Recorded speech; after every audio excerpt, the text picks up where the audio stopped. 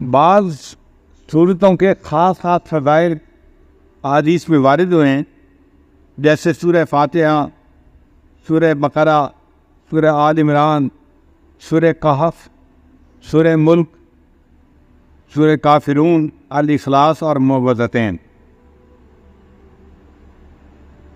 حضرت برار رضی اللہ عنہ روایت کرتے ہیں، ایک صحابی تھے جو اپنے گھر میں سورہ کہف کی تلاوت اونچی کر رہے تھے۔ ان کے گھر کا سین چھوٹا تھا، گھوڑا بھی بندھا ہوا تھا اور چارپائی کے اوپر ان کا بیٹا بھی لیٹا ہوا تھا، سویا ہوا تھا۔ اب ان کا دل چاہتا تھا کہ وہ اونچی تلاوت کریں، جہر سے تلاوت کرے۔ جب وہ جہر سے تلاوت کرتے تو گھوڑا بدکتا تھا اور ان کو ڈر ہوتا یہ گھوڑا کہیں میرے بیٹے کو لات نہ مار دے، تو وہ آہستہ پڑھتے تو گھوڑا بھی پرسکون ہو جاتا۔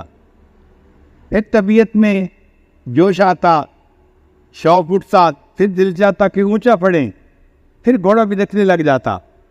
یہی ساری رات ہوتا رہا۔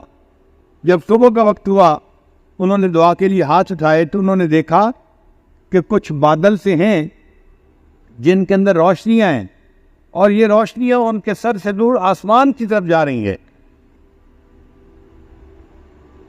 پھر وہ نبی علیہ السلام کی خدمت میں حاضر ہوئے، فذکر ذلک للنبی صلی اللہ علیہ وسلم۔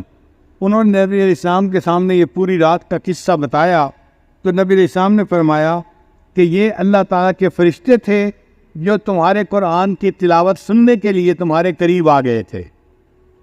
اگر تم تلاوت کرتے رہتے تو مدینے کے لوگ اپنی آنکھوں سے اللہ کے فرشتوں کو دیکھ لیتے۔ تو سورہ کہف کی تلاوت سننے کے لیے اللہ کے فرشتے آسمانوں سے نیچے اتر پڑے۔ ابو الدرداء رضی اللہ عنہ روایت کرتے ہیں، من حافظ 10 آیات من اول سورۃ الکہف، کہ جس بندے نے سورہ کہف کی پہلی 10 آیات کو یاد کر لیا، اسم من فتنۃ الدجال، اللہ تعالیٰ اس کو دجال کے فتنے سے محفوظ فرما لیں گے۔ پھر معاذ رضی اللہ عنہ فرماتے ہیں کہ نبی علیہ السلام نے ارشاد فرمایا، من قرأ اول سورۃ الکہف وآخرها کانت لہ نورا من قدمہ الی رأسہ، کہ جس نے سورہ کہف شروع میں تلاوت کی اس کے لیے قدموں سے لے کے سر تک نور ہوگا۔ ومن قرأہا کلہا، اور جس نے پوری سورہ کہف کی تلاوت کی، کانت لہ نورا ما بین السماء الی الارض، تو اس کے لیے اللہ تعالیٰ زمین سے لے کے آسمان تک نور پیدا فرما دیں گے۔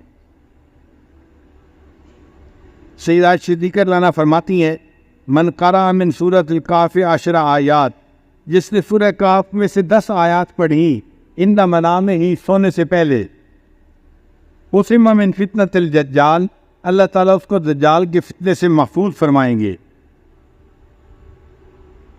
ابن عباس رضی اللہ عنہ فرماتے ہیں کہ نبی علیہ السلام نے ارشاد فرمایا، سورۃ الکہف تدعی فی التوراۃ حائل، کہ سورہ کہف کا نام تورات کے اندر حائل تھا۔ حائلہ کیا مطلب؟ حائل ہونے والی، یعنی یہ بندے اور قبر کے عذاب کے درمیان حائل ہونے والی صورت ہے، بندے اور شیطان کے درمیان حائل ہونے والی صورت ہے۔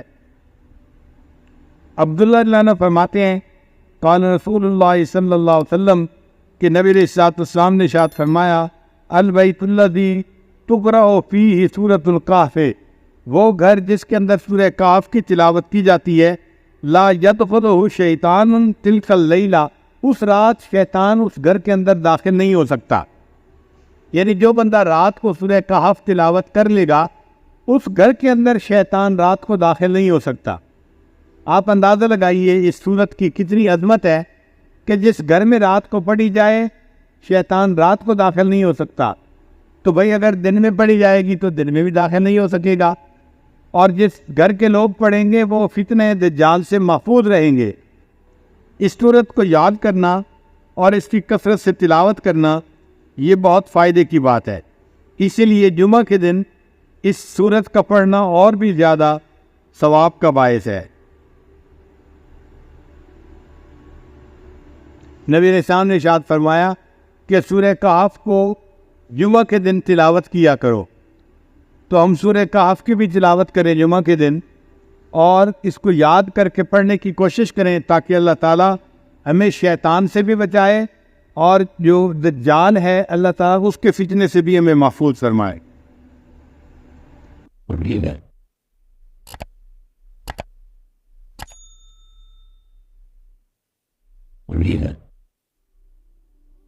اللہ فرماتے ہیں فسبح بحمد ربک واستغفر، اے محبوب اللہ کی تسبیح بیان کیجئے اور اس کی حمد بیان کیجئے۔ تسبیح کہتے ہیں سبحان اللہ کو اور حمد کہتے ہیں اللہ کی حمد کو۔ واستغفر، اور اللہ کی سامنے استغفار کیجئے۔ انہ کان توابا، بے شک اللہ تعالیٰ ہی توبہ کو قبول کرنے والا ہے۔ اب یہاں پر ایک نقطہ ہے کہ نبی علیہ السلام کو حکم کیوں دیا گیا واستغفر، آپ استغفار کیجئے، جبکہ نبی علیہ السلام تو معصوم تھے، تو معصوم کے لیے استغفار کیا حکم رکھتا ہے؟ محدثین نے اس کے مختلف وجوہات بتائی ہیں۔ ایک بندہ یہ کہ انسان اپنے کام کو کرنے میں جتنا بھی کوشش کر لے پھر بھی اس کا حق ادا نہیں کر سکتا، تو اس وجہ سے اللہ نے فرمایا واستغفر۔ اور دوسری بات یہ کہ نبی علیہ السلام نے خود فرمایا انہ لیغان علی قلبی، میرے دل پر ایک پردہ آ جاتا ہے اور میں دن میں 70 مرتبہ استغفار کرتا ہوں۔ ایک لفظ ہے رین، رین کہتے ہیں زنگ کو، وہ ہمارے دلوں پر ہوتا ہے۔ اللہ فرماتے ہیں کلا بل ران علی قلوبہم ما کانوا یکسبون، جو یہ کام کرتے تھے اس کی وجہ سے ان کے دلوں پہ زنگ لگا دیا گیا۔ تو ہمارے دلوں پہ ہوتا ہے رین، اور نبی علیہ السلام کے قلب تھا غین۔ غین کس کو کہتے ہیں؟ غین کہتے ہیں کہ بندہ کام کی مصروفیت کی وجہ سے اصل مقصد سے تھوڑی دیر کے لیے اوجھل ہو جائے۔ اس کی مثال یوں سمجھیں کہ بیوی کو اپنے خاوند سے بڑا پیار ہوتا ہے، بڑا پیار ہوتا ہے، لیکن جب بچہ ہوتا ہے اور وہ ماں بن جاتی ہے نا تو اس کی توجہ ڈیوائیڈ ہو جاتی ہے۔ ہم نے سنا کہ بعض مرد اپنی بیویوں کو شکوے کرتے ہیں اب تو مجھے بھول ہی گئی، اب تو میرے لیے ٹائم ہی نہیں ہوتا۔ وہ کہتی ہے ٹائم تو بہت ہے مگر مجھے بچے کو اٹینڈ بھی تو کرنا ہے نا، اس کا خیال بھی تو رکھنا ہے۔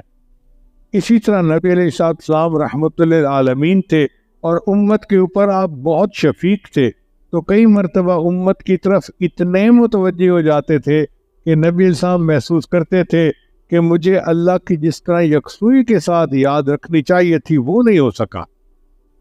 اس کو غین کہا گیا، اور اس پر بھی نبی علیہ السلام 100 مرتبہ استغفار کرتے تھے۔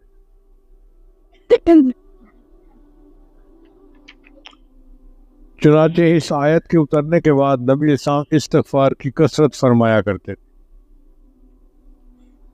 ام سلمہ اللہ نے فرماتی ہیں کہ اس کے سورت کے نزول کے بعد نبی علیہ السلام اٹھتے بیٹھتے اور جاتے آتے ہر وقت یہ دعا پڑھتے تھے سبحان اللہ و بحمدہ استغفر اللہ و اتوب الیہ، سبحان اللہ و بحمدہ استغفر اللہ و اتوب الیہ۔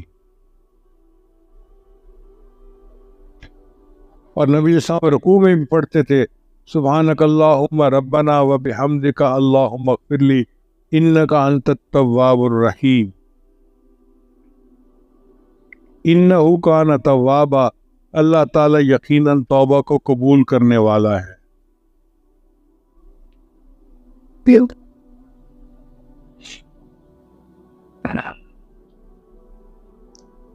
اس سورت کے نازل ہونے پر بعض صحابہ سمجھ گئے کہ نبی علیہ السلام کی جدائی کا وقت قریب ہے، چنانچہ اکثر صحابہ تو خوشیاں منا رہے تھے اس سورت کے نازل ہونے پر کہ اللہ نے فتح کی خوشخبری دے دی، لیکن صدیق اکبر رو رہے تھے۔ باقی صحابہ حیران ہوئے کہ بھئی ہم خوشیاں منا رہے ہیں کہ فتح کی خوشخبری آ گئی اور یہ بڈھا رو رہا ہے۔ تو صدیق اکبر سے پوچھا گیا کہ آپ رو کیوں رہے ہیں؟ تو انہوں نے کہا کہ مجھے نبی علیہ السلام کی الوداعی کی اس میں جھلک نظر آ رہی ہے۔ تو نبی علیہ السلام نے کہا کہ ابو بکر صدیق بہت غم زدہ ہے، تو نبی السلام نے ان کے دل کی تسلی کے لیے 3-4 باتیں کی. پہلی بات کی لو کنت متخذا خلیلا اتخذت ابی بکر خلیلا، اگر میں دنیا میں کسی کو خلیل بناتا تو ابو بکر کو خلیل بناتا، مگر میری خلت اسلامی تک بات کافی ہے. دوسری بات فرمائی میں نے سب کے احسانات کے بدلے دے دیے، ابو بکر تیرے احسان اتنے ہیں کہ تیرے احسان کا بدلہ قیامت کے دن اللہ دے گا. آپ اندازہ لگائیے صدیق اکبر نے نبی علیہ السلام پر کتنے احسانات کیے ہوں گے. ابو بکر میں نے سب کے احسانات کے بدلے دے دیے، تیرے احسان کا بدلہ قیامت کے دن اللہ دے گا.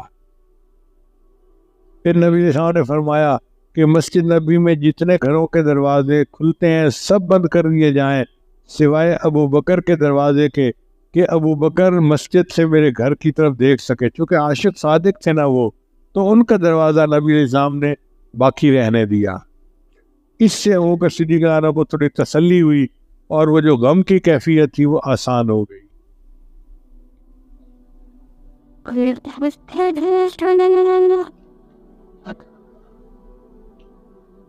حضرت ابن عباس عنہ کی روایت ہے کہ جب اذا جاء نصر اللہ والفتح نازل ہوئی تو نبی السلام نے سیدہ فاطمہ الزہرا رضی اللہ عنہا کو بلایا اور فرمایا کہ بیٹی اس صورت سے پتہ چلتا ہے کہ میری الوداعی کا وقت قریب ہے.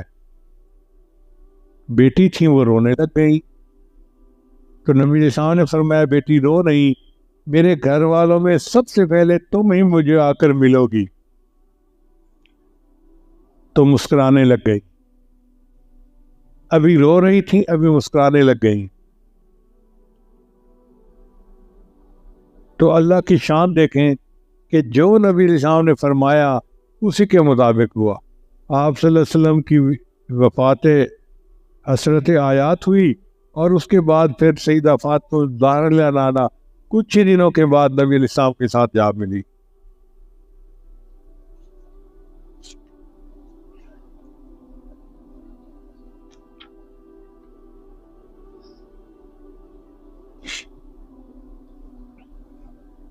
اب سورہ نصر سے حاصل ہونے والا سبق، اذا جاء نصر اللہ والفتح، اس سے پتہ چلا کہ اللہ تعالیٰ کی مدد پہلے آتی ہے، فتوحات بعد میں ہوتی ہیں. مقصد یہ ہے کہ جو فتوحات ہیں وہ اللہ تعالیٰ کی مدد کا نتیجہ ہے، کسی لشکر کی قوت یا کسی کی ذاتی صلاحیت کا نتیجہ نہیں ہوتا. جو اللہ تعالیٰ کی طرف سے فتوحات کے دروازے کھلے ہوتے ہیں نا، وہ بندے کی اپنی محنت نہیں ہوتی، وہ اللہ کا انعام ہوتا ہے. ایسے بندے کو جس پر فتوحات کے دروازے کھلے ہو، یہ بات یاد رکھنی چاہیے کہ اب میرا وقت قریب ہے.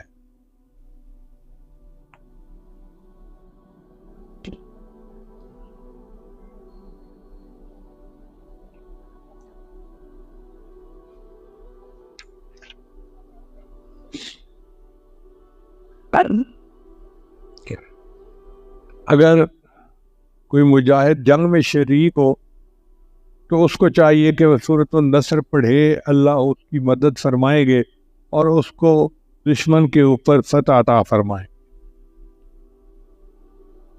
میں چھوٹا تھا، مجھے بڑا شوق تھا کہ میں کلاس میں فرسٹ آؤں. سرمد کی عمر کا شاید ہوگا. تو میری والدہ مجھے بتاتی تھی کہ بیٹا جب تم پیپر دینے کے لیے جاؤ تو پڑھنا نصر من اللہ و فتح قریب. تو میں پڑھتا ہوا جاتا تھا اور الحمدللہ پھر کلاس میں فرسٹ آتا تھا. تو طلباء کے لیے یہ بھی ایک نقطہ ہے کہ نصر من اللہ و فتح قریب پڑھتے ہوئے جائیں اور خوشی اور کامرانی کے ساتھ واپس آئیں. علماء نے لکھا ہے کہ اگر کوئی بندہ جال سے مچھلیاں پکڑتا ہو اور وہ اپنے جال میں ایک لکڑی کے اوپر سورۃ النصر لکھ کر لگا دے تو جب جال پھینکے گا تو مچھلیاں جوک در جوک اس میں داخل ہوں گی اور خوب شکار ملے گا. ہر ایک مراد پانے کے لیے اس سورت کو 123 مرتبہ 17 دن تک پڑھنا مفید ہے. 5 نمازوں کے بعد 7 مرتبہ سورت کا پڑھنا بڑی مشکلوں کے کھولنے کے لیے مفید ہے۔ جو لوگ سمجھتے ہیں نا جی ہمارے حالات ٹھیک نہیں ہو رہے، اللہ کی مدد نہیں آ رہی، ہر نماز کے بعد 7 مرتبہ سورہ النصر پڑھیں، اللہ تعالیٰ ان کو اس سے نجات عطا فرما دے۔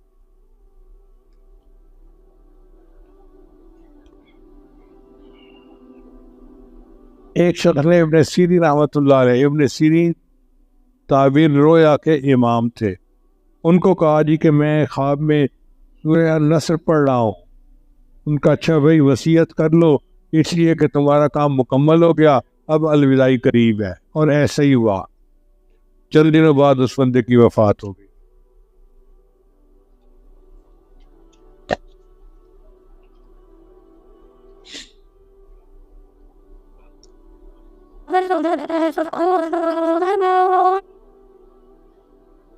بہت سارے احباب بیعت ہونے کی نیت سے آتے ہیں اور پیغام بھیجتے ہیں، تو اس وقت توبہ کے کلمات پڑھائے جائیں گے۔